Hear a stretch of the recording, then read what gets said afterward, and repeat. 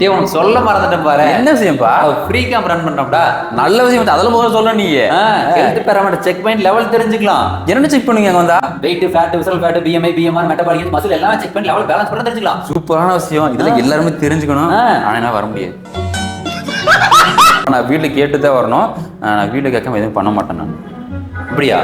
நீ வீட்டுல மட்டும் சாப்பிடியா இல்ல வெளியே போய் சாப்பிடியா? அதெல்லாம் இப்ப வெளியே போய் சாப்பிடாம இருப்பேன். வெளியே போய் சாப்பிடலாம்.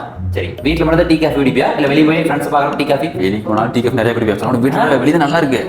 இந்த மேட்ச் விளையாட போறதெல்லாம் வந்து வர அதெல்லாம் போயிடுவேன். சொல்லாம போயிடுறேன். சரி, அப்ப இதெல்லாம் வந்து வீட்டுக்கு சொல்லிட்டு தான் போவியா இல்ல வீட்டுக்கு சொல்லாம போயிட்டு வரியா? அதாவது என்னென்ன சொல்றான் பாருங்க.